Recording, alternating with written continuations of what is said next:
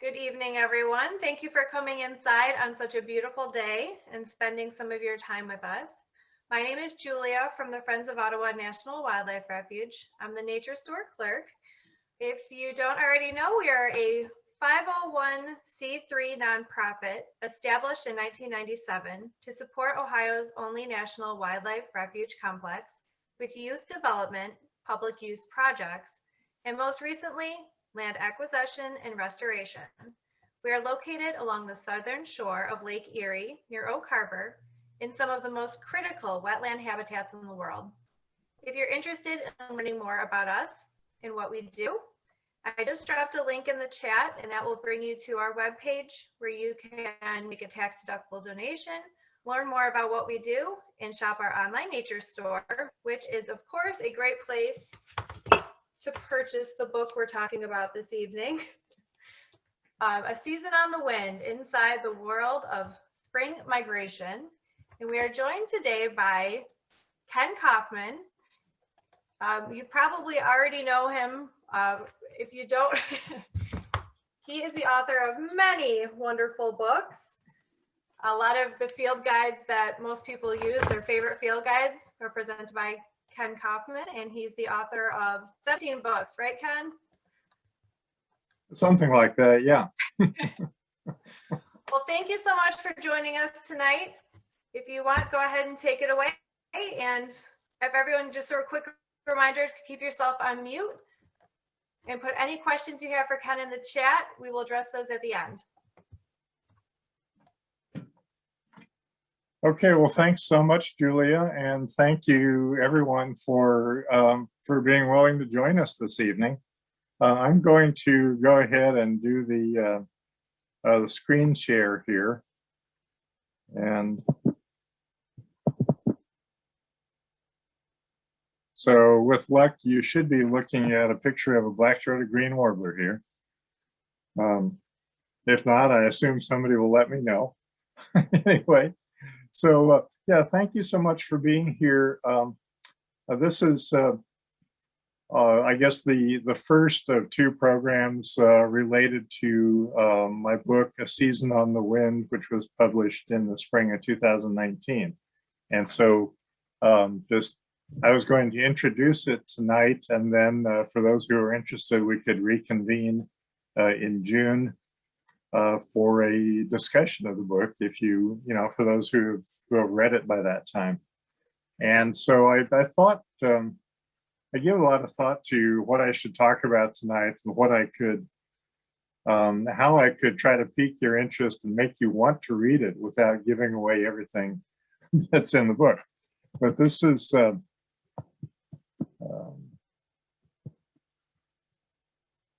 this is how it always happens. It freezes up there. That's what the that's what the cover looks like. I said published in April of 2019. I was very honored that the Ohioana Book Awards, actually, this was honored with the Reader's Choice Award for last year. And I think what that means is that there are a lot of bird watchers in the state of Ohio. But it's all about spring migration. And I've been a bird watcher since I was a little kid, and I've been fascinated with migration the whole time, and always had this idea that I wanted to do a book about migration. And I've been thinking about that for years. And just trying to wrap my head around how to approach it and how to get into a subject as big as that. Now, migration is it's a fascinating subject, and a lot of people are very interested in it, even if they don't have much knowledge of birds at all. And one thing I've found in the past when I was writing articles, for example, magazine articles or web articles about migration, is that the editors always wanted to have pictures of a flock of birds flying somewhere, as if, this is what migration is like. It's a flock of birds that you can see, and they're going in a particular direction. And, I do the same thing.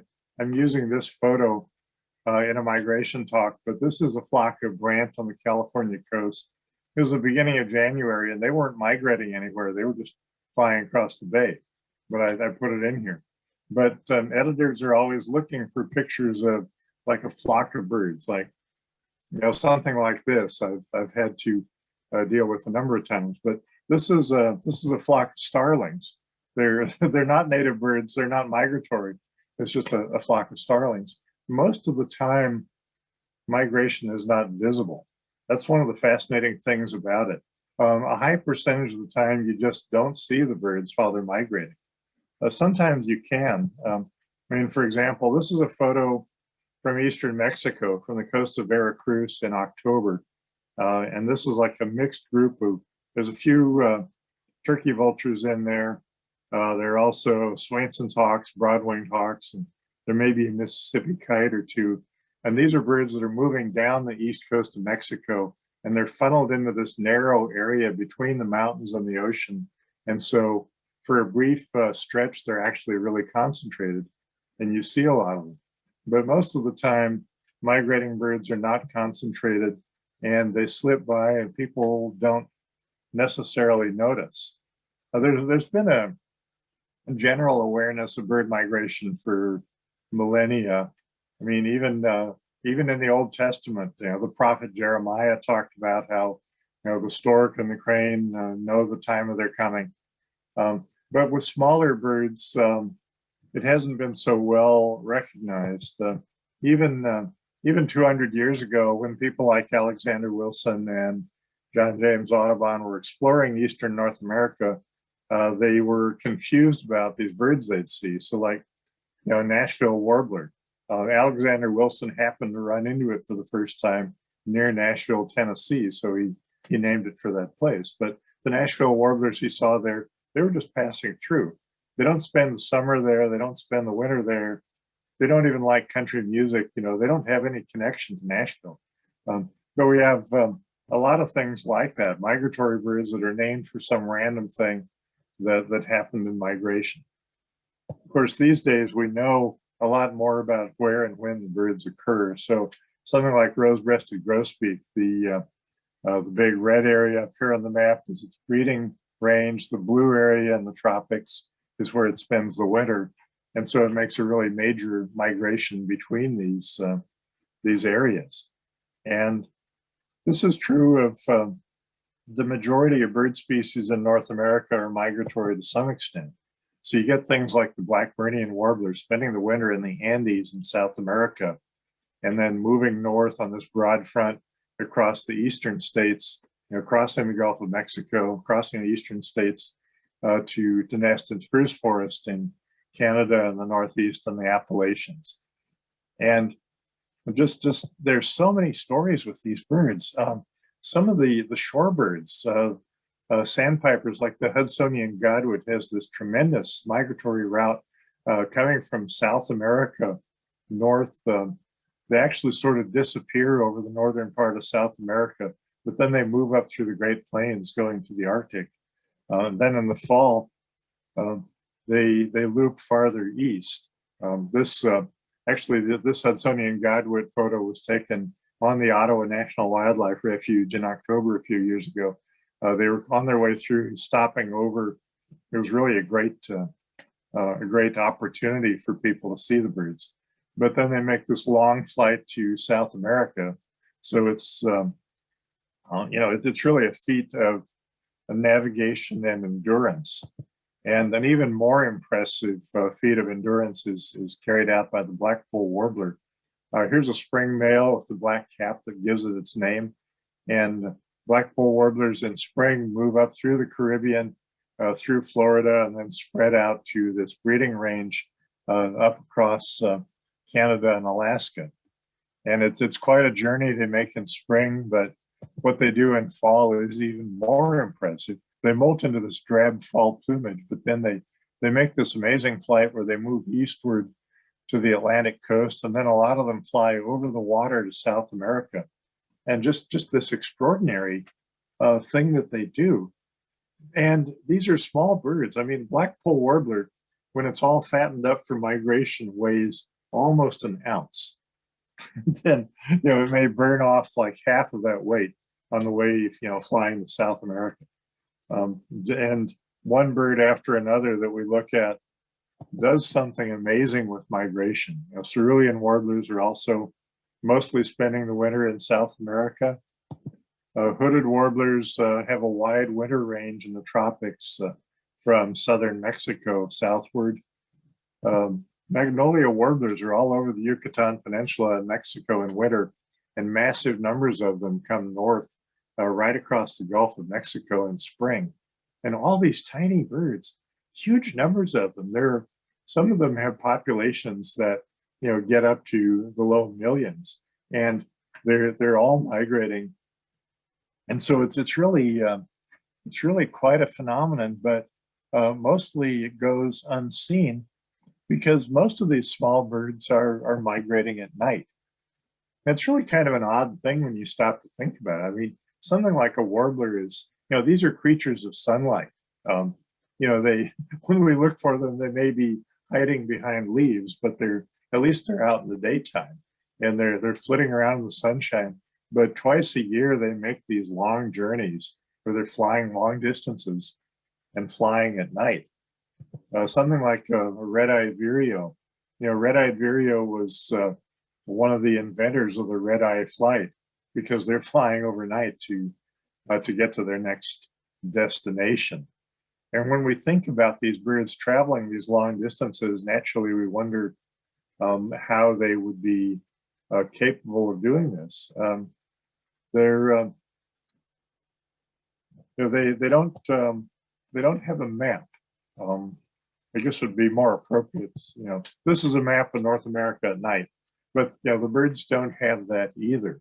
But they've still got these amazing abilities to navigate with quite a bit of precision and accuracy. But one of the ways they do that is that they can navigate by the stars. Now, take just a second and memorize this. That was a joke. But the patterns of the stars are really reliable for navigation. And in the past, humans used them too, of course. This is a really simplified drawing of the northern sky at night. And I've drawn this with the North Star is at the center there. And if you're looking northward and looking at the North Star and stay out there for hours, you notice that the constellations seem to gradually move around that central point in the sky. They do it smoothly, not in jerks like this. These are limitations of technology. But these star patterns, these constellations move around this central point in the northern sky because the North Pole is pointed more or less directly at the North Star. And the interesting thing about these birds that navigate by the stars is that they're not born with an instinct of knowing the constellations. They're born with the ability to learn them. So, they're sitting out there, at night. They don't have anything else to do. They don't have cable or anything. So they're looking at the night sky, and they can see how these constellations are moving around the central point, and they memorize these groups of stars, these clusters, and they can use those later for navigating. One of the reasons we know that they have the ability to learn is that scientists have actually raised birds like indigo buntings and savanna sparrows, raised them inside a planetarium, and they've shown them fake constellations moving around the North Star, and the birds have memorized these imaginary or invented constellations. So it's a pretty amazing ability they've got to be able to learn this. And I don't know, is this making sense with the constellations moving around? I don't have too many more star slides if that's any constellation to you. But the way it works is that once they've memorized all these different star patterns in the northern sky, they can navigate by them even if it's partly cloudy. Even if clouds are covering up part of the sky, they can still pick up enough of those star patterns to be able to tell which direction is north. And it's really an amazing ability. And so at night, during spring and fall, there are huge numbers of these small birds moving overhead. And one of the ways we know is by looking at weather radar. This is just a picture from a night in May. And these maps are confusing when you first look at them, but even though this is designed to be weather radar, most of what you're seeing there is not weather. There are some storms, like a big patch of green and yellow up here. Those are storms. There's storms down here over southeastern Arkansas. But these, where you see like a circle that's blue with brighter blue and even green in the center, those are mostly migratory birds. And it's not that they're flying in circular flocks. It's just the radar beam moves in a circle. And so it picks up the birds that are flying through a certain layer up there, through a certain elevation, and picks up that reflection of them. And, the weather radar is designed to pick up raindrops. So picking up something as large as a warbler or sparrow or a thrush is not a big deal for them. And you also see gaps in between, like there's actually a gap over northwestern Ohio here. And that doesn't mean that there are no birds moving through that area. It just means that's a gap between these different radar sweeps. So there's one over Cleveland, there's one in southwestern Ohio, there's one over Detroit. We're sort of in the gap in between. So we don't necessarily see the birds flying over northwest Ohio, but they are there. And if we go out at night and listen on a night when there's a lot of migration going on, we can hear the birds too. The Swainson's thrush has this beautiful little bell-like note that you hear dropping down from the sky overhead. Black-billed cuckoo and yellow-billed cuckoo, they'll do some of the same calls while they're flying overhead at night that they give in the woods in the daytime. So you can hear those calls.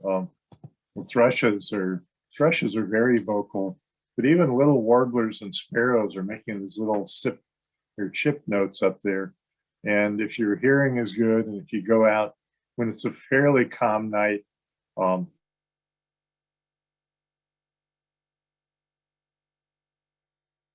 to hear these little birds going overhead. And scientists from the Cornell Lab of Ornithology have calculated sort of the overall traffic. They've been able to calculate the overall flow of birds and a general idea of how many birds are going over. And so some of these nights in spring, they said, okay, well, there are roughly 350 million birds flying over the eastern half of the United States tonight. And so it's just massive numbers during the season. Of course, these are daytime birds that are flying at night. And when it gets light in the morning, they're going to come down, assuming they're over land and not over water, they're going to come down and look for a good place to spend the day, some good stopover habitat. And if they're lucky, there'll be some place where there are meadows and forests and, a good place to stop, or they'll be along a river where there's good habitat. If they're not lucky, they'll be out over the desert someplace, and they may have to fly a long distance to find a place where they're going to spend the day. And they have to watch out for unfamiliar dangers. They're landing someplace, they don't know what predators might be there. So it's really an amazing thing. It's like for a human, if we were driving someplace with no map, with no navigator, with no idea of where the next service area was, or the next interchange, and where are we going to find a restaurant or a hotel or something? The birds don't have that information. They're just, they come down in the morning and they're looking around, where can I spend the day?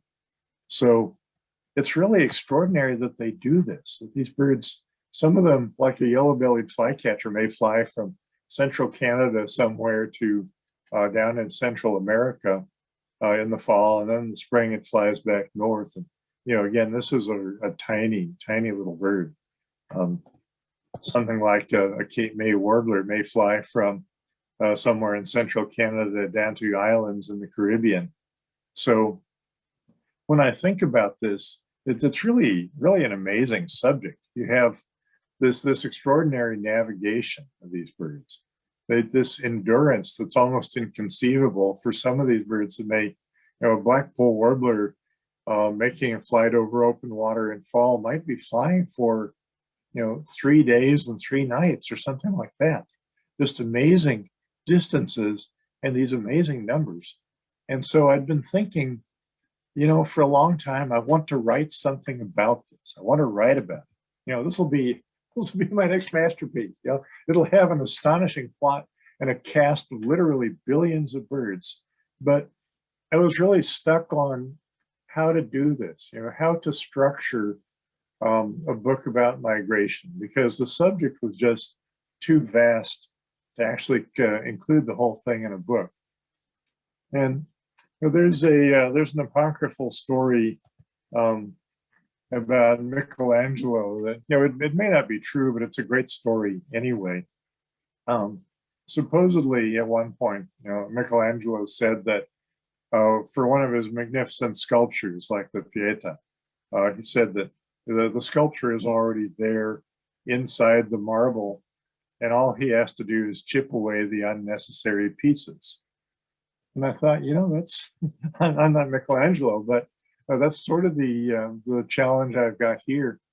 The subject of bird migration is amazing and beautiful, and all I have to do is sort of, clear away a bunch of the pieces and get down to the essence to write about this. But for a long time, I was really stuck on how to do the outline for it. 20 years ago, I would have said that there was absolutely no chance that I would ever write a book about spring migration in the Midwest.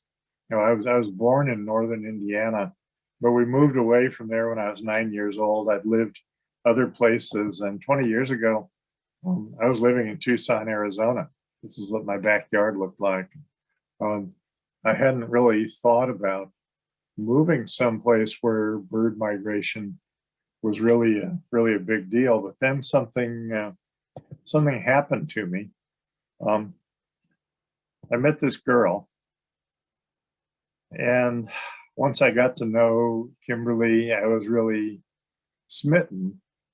And here was someone who was just as fascinated with birds as I was, and she was already involved in looking at bird migration and studying bird migration.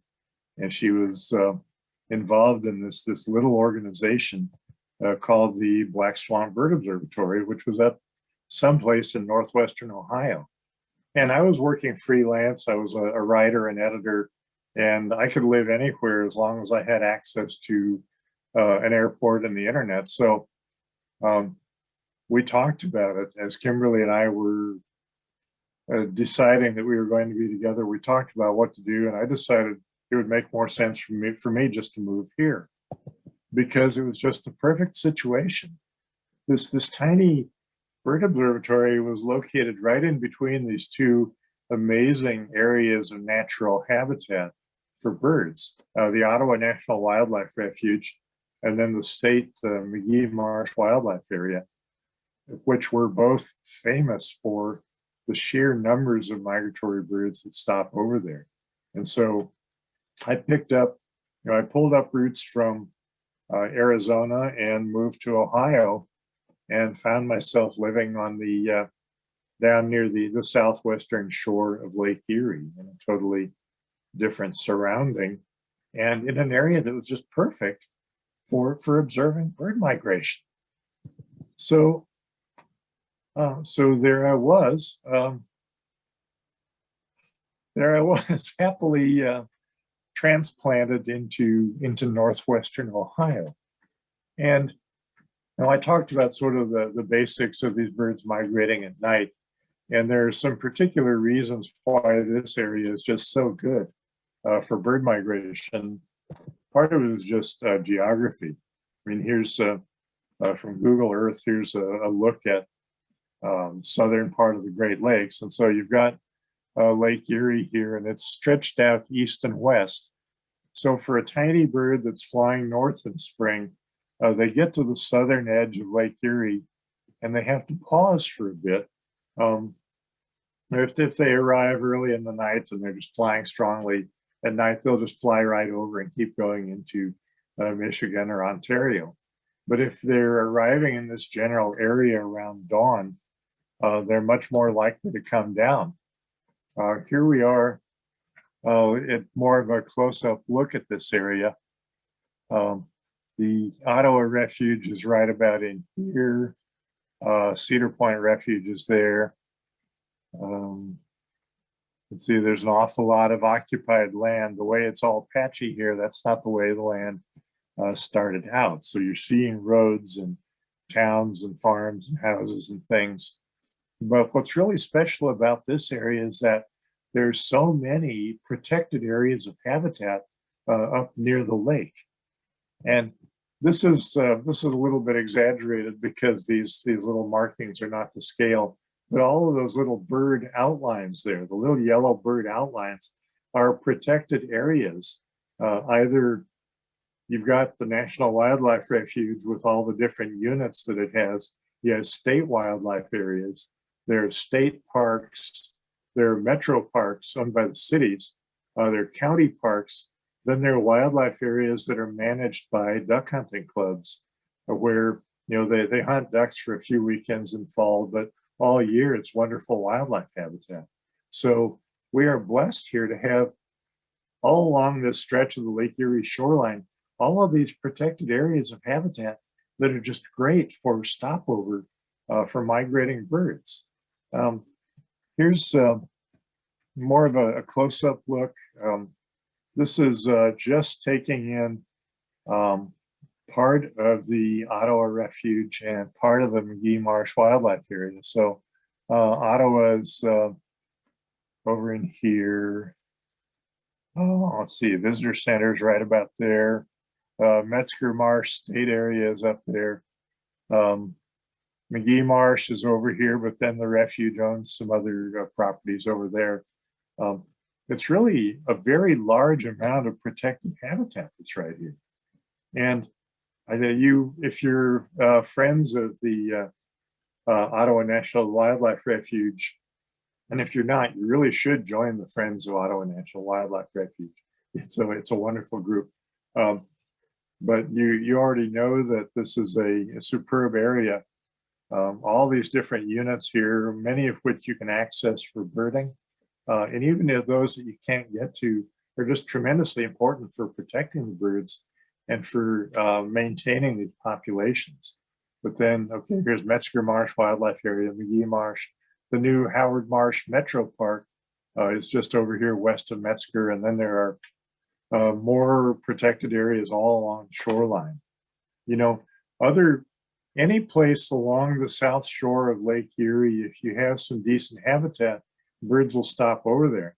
Even in the city of Cleveland, there are little parks and cemeteries and things that get a lot of birds. But this area is special because it has this amazing concentration of protected areas and protected really well. I'm a big fan of the National Wildlife Refuge system. There are more than 500 National Wildlife Refuges. I've been to more than 100 of them, but I still have a lot of them left to visit. But every single one I've ever been to has been really superior bird habitat, and it's been managed to make it even better than if it were just left to its own devices. So where I live now, it's less than a 10-minute drive from our house to the Ottawa Refuge, and so it's wonderful birding year-round. But having moved here, I realized that I now had the perfect outline for writing about migration. I couldn't write about every aspect of bird migration all over the world, but I could focus on this one area and talk about what happens with bird migration here, because this area had it all. This area around Ottawa and McGee just had everything. It had the habitat for the songbirds, it had habitat for all the different groups of water birds, and it also had lots of visitors, visiting birders, so that there's the human element to be talked about as well. So for the sake of the book, I just started off with describing the general area and a little bit of the history, and then beginning in winter and moving forward from the winter birds. The winter birds are wonderful too. You know, snowy owls, snow buntings, talking about the really early migrants that show up. You know, the killdeers that come back in February, the waterfowl that show up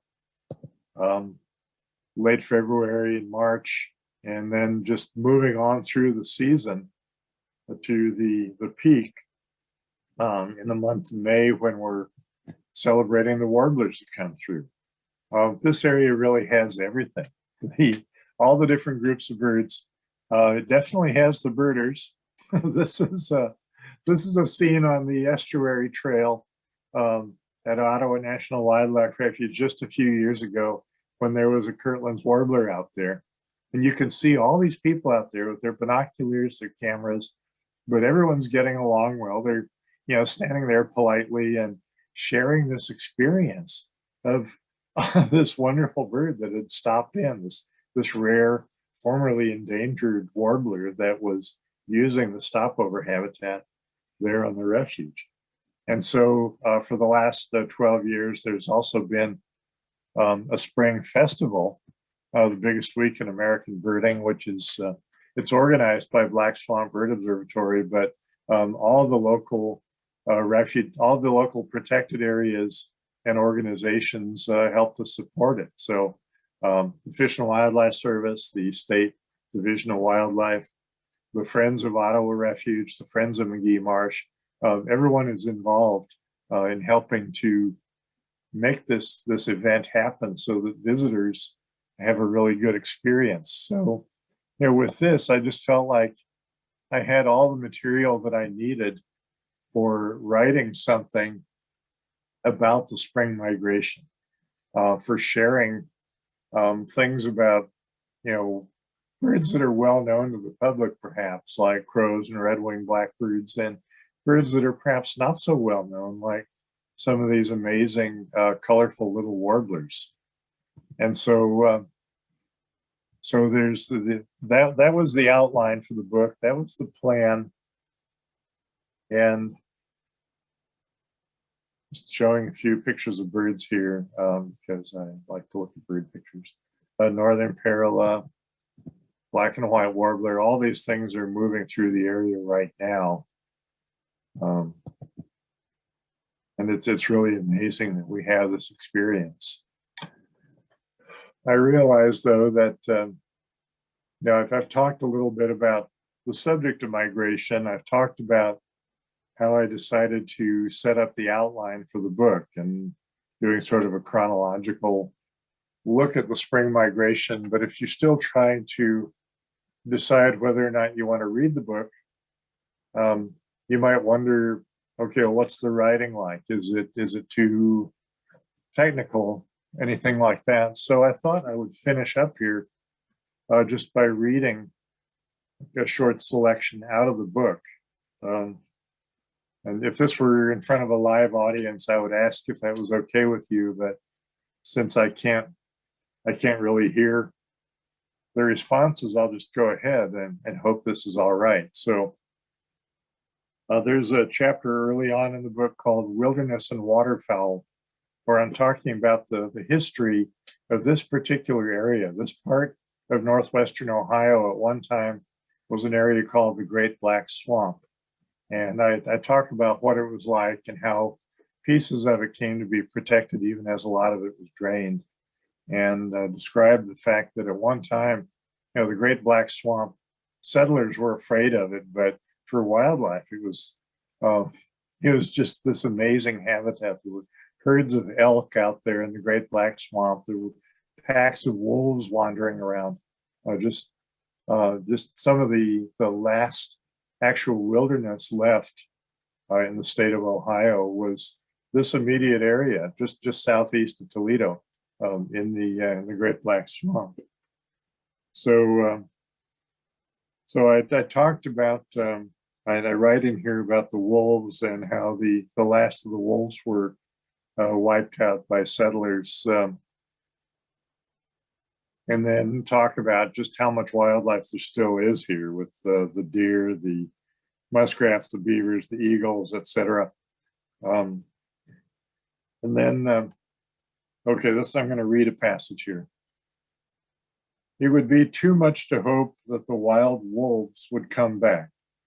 But in a way, in the smaller wilderness that remains, a smaller substitute wolf has arrived. Coyotes originally were native to western regions of the continent, but after the wolf was wiped out, these slightly smaller canines spread eastward to fill the vacant niche. Experts disagree as to when coyotes reached Ohio. It may have been early in the 20th century, or they may not have become established until the 1940s. They are definitely here now. These crafty animals are masters at staying out of sight, but they go everywhere, leaving their tracks in the wide marshes, the farm fields, the edges of towns. Some people hate the coyotes as they once hated the wolves, and they try to kill them whenever they can, but the coyotes are wily and tough, and they persist despite persecution. Even if we go months without seeing them, we hear them late at night. When the coyotes start up, Kimberly and I always stop what we're doing, go to the windows and listen. We love to hear them yipping and howling, taunting the farm dogs, celebrating their freedom. The best coyote music we ever heard was one December night when we had gone outside to watch the Geminid meteor showers. In the sharp, cold air, the stars crackled with brilliance, and we stood in silence gazing upward. Once every few minutes, another glowing meteor would blaze across the sky, and we would squeeze each other's hands and keep watching. And then somewhere out in the fields, the coyotes started singing. We sensed that they were also watching the sky. Their cries had a pensive, solemn tone, as if they had become the voices of the lost wilderness, the voices of earth. Unseen in the dark, they went on and on, with yips, keening howls, mournful wails, an elegy to the sky, calling down the falling stars. So that's not about birds, but it's maybe a sense of what the writing is like, and maybe you'd consider reading the book, and then when we meet again in June, you might have questions about it. But at this point, I'd be happy to stop and just if people have questions now, I would love to answer them.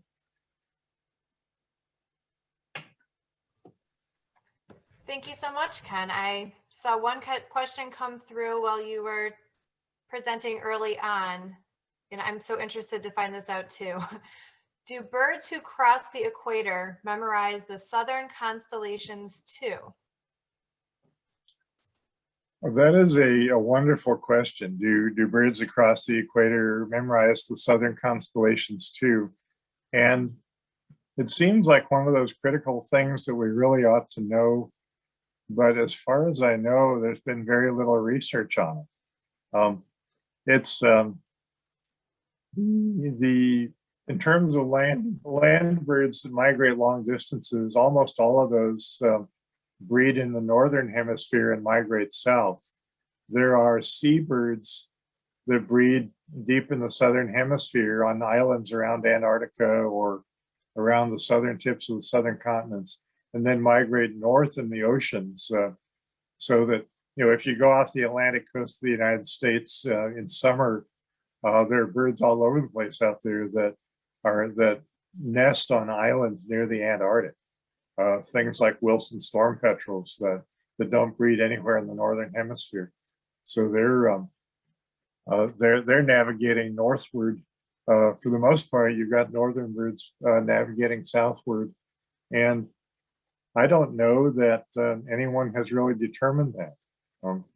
That's another thing that's really neat about migration, is that there's still so much research being done. It's still a very active area of study.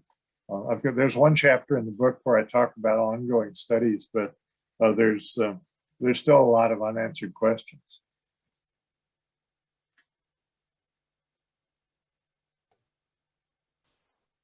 If anyone has a question, feel free to type it in the chat. I have a question for you, Julia. Do you want me to stop screen sharing, or should we just leave the Blackburnian warbler up there? Oh, it's up to you. I don't think anyone's going to complain seeing a Blackburnian. I think we all like seeing bird pictures, right? I was just thinking, I can't see the chat myself. Well, Ken, I was expecting to learn a lot about birds. I didn't realize you were also a comedian too. I appreciated your jokes throughout. Oh, thank you. Right. It's really scary to tell jokes when you're doing a virtual program. You know, with a live audience, if there's something that's subtle, then somebody will get it and start laughing. But if when you can't see the audience, it's tough to judge the reaction. So I really appreciate that comment. No problem. I was giggling, and I'm sure others were as well. You just couldn't hear us. I have another question from Chris. She would like to know, will we see warblers all month? And if so, what kind? Yeah, that's a good one.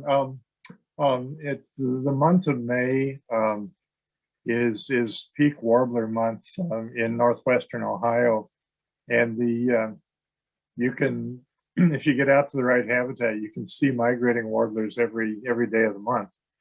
And the cast of characters changes somewhat as the month goes along, so that right at the beginning of May, there are a lot of yellow-rumped warblers around. They're among the earliest migrants. They show up here in early April. So beginning of May, there are lots of yellow-rumped warblers. There are fair number of palm warblers. It's the best time to see pine warbler. Some others like black and white and black-throated green are around. Then middle of May, you get birds like magnolia warbler, bay-breasted warbler, chestnut-sided Blackburnian warbler showing up sort of in the second wave. And then others are more concentrated the latter part of May. For example, they're just coming in now, Canada warbler, Wilson's warbler. Those are later migrants. Mourning warbler and Connecticut warbler. Or the peak migration of Connecticut warbler through here is like around May 25th. And there's still some going through, the end of May and even the first couple of days of June. So yeah, the warbler migration goes on for the entire month. It's one of the great things about being in this area. Absolutely, I can agree with that. How has spring migration been this year compared to other years? Melissa would like to know. Well, this year, the spring migration has been strange. And I hesitate to say that.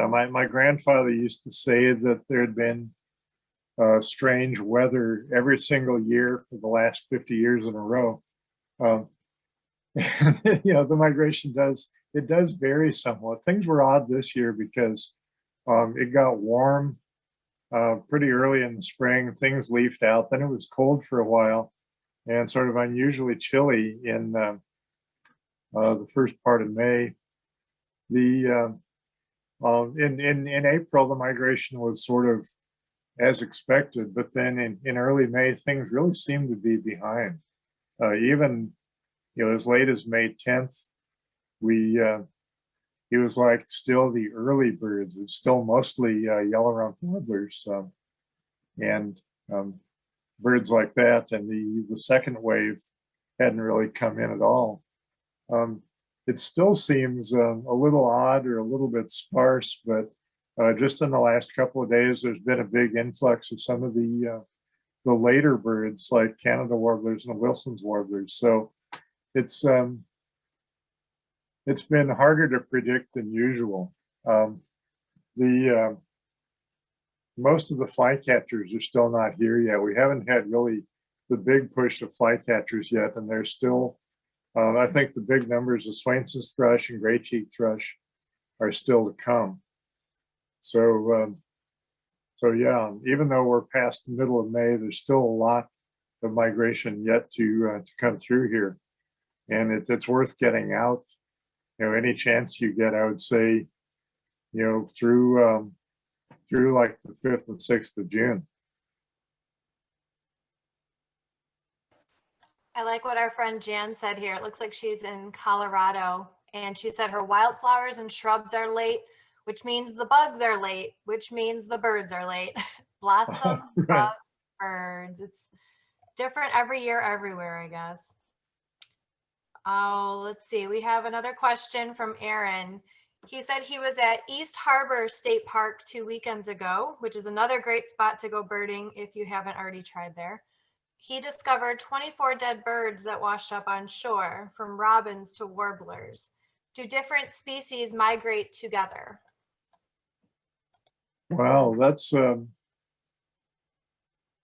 yeah, I would think that if you find dead birds washing up on shore, they may be migrants that were out over the lake and ran into storms or something. Most of these birds that migrate at night are navigating as individuals. They're not necessarily migrating in flocks. Some kinds of birds do migrate in tight flocks, like, you know, some of the sandpipers, ducks, some swallows, a few kinds of songbirds like bobolinks and dickcissels will migrate in dense flocks. Cedar waxwing, daytime migrants are more likely to migrate in flocks than the nighttime ones. But things like warblers are, they're navigating as individuals, and it's just that there are quite a few of them flying at the same time. That's why you might get a concentration like that.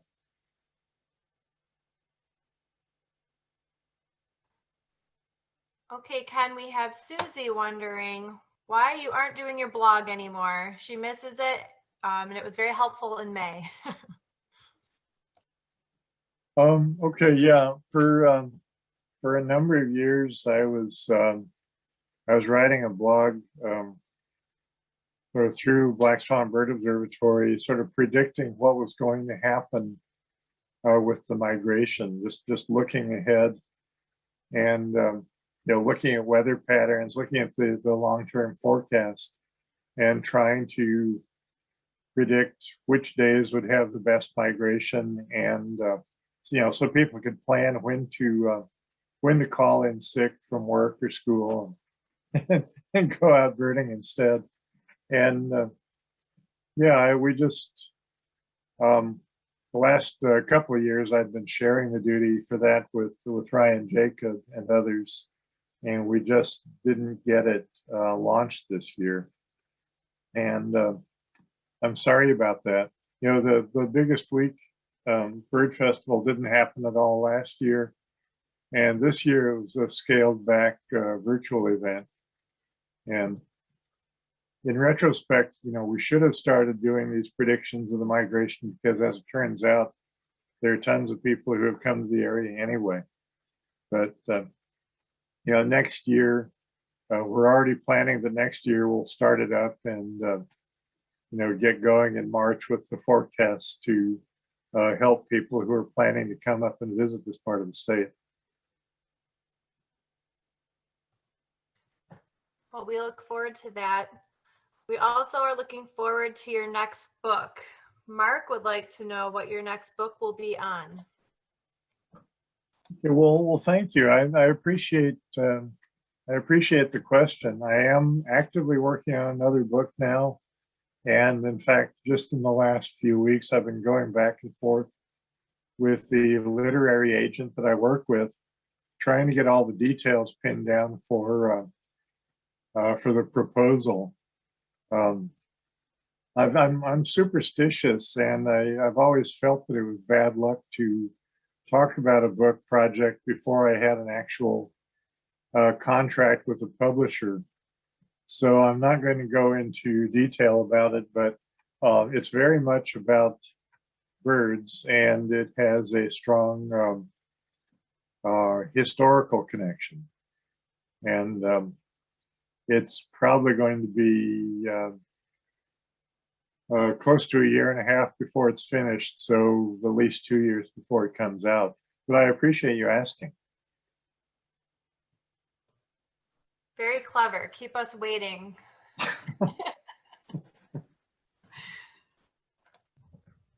Well, Ken, I don't see any more questions for you. I just want to thank you again for sharing your time with us tonight. Everybody who joined, thank you for coming in on a beautiful evening and spending some time in front of your computer. I hope that you've already purchased the book, but if you haven't, you can do so from the Rookery Nature Store. Ken was nice enough to come in and sign all the copies that we have with a personal message, which was really generous of him. I thought, oh, just put your name, and he wanted to take the time to put a special message in each one of those. So I know I have a lot of people come up to the nature store and they don't know that we were going to do this presentation, but they would say, oh, I hope to meet Ken someday, or I hope to get his autograph someday. And I'm like, oh, you can have both. You can join him on a virtual presentation and get a copy of his book that's autographed. So really nice that you did that for us. Thank you so much. Well, thank you, Julia. I really appreciate the opportunity to do this. I admire everything that you're doing. The Friends of Ottawa, it's really impressive to see how you've kept engaged with the public throughout this challenging time. And really, the idea of seeking refuge really resonates with people. So thank you so much for letting me be involved in this. Thank you for joining us. I just dropped a link in there for everyone, so you can join us for a more informal chat where hopefully we can do some one-on-one conversations where you can ask Ken yourself some questions about the book. That's right there. It's free to sign up for as well. I also have a link I'm going to put here for a really quick survey. I promise it won't take much of your time, but you will get a 15% off coupon code for the Rookery Nature Store. So you can pick up Ken's book. You could, if you already have his book, you can get one of his wonderful field guides too, if you don't already have those, or any of the other wonderful things that we have to offer in our nature store. So be sure to check that out. And as a thank you, you will get that coupon code. So Ken, I thank you again. We are just so incredibly fortunate to have you join us virtually. I think we're even more fortunate that you live in this area so that we have your voice, your words, your books that are sharing with more and more people what's going on with migrating birds and how important it is to have areas like, we do have here in Northwest Ohio for them to stop over. So the more people who enjoy bird watching, the more people, will care about protecting the areas that are so important to them. So thank you so much, Ken, for everything that you do. Okay, well, thank you. Thank you for joining, everyone. Have a good rest of your night.